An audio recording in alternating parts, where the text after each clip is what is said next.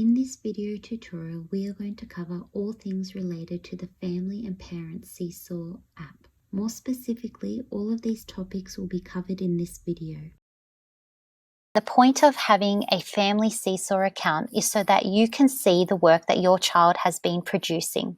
And it is an opportunity for you to comment on it as well as see the teacher's feedback and take that as a point of reference to help your child further.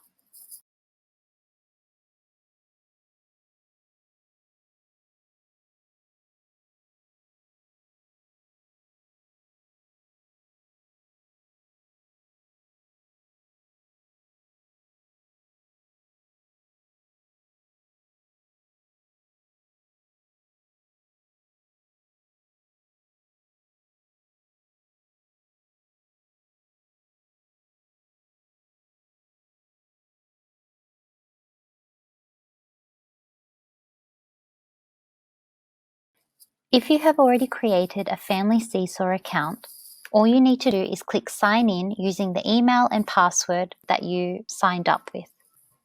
Then click Family Sign In.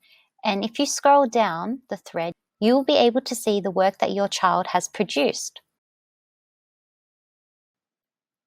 You can also read the comments and feedback that your teacher has provided on that particular activity. You can click like on your child's work and you can write back with a comment of your own. You will notice when you make a comment, it will say pending approval.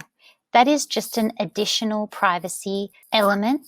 The next thing that you need to know about is the inbox. You can see here that there is a notification with the number 1 on it. That's letting you know that you have 1 notification. If I click on that notification, it just lets me know that the teacher has written a comment on my child's post.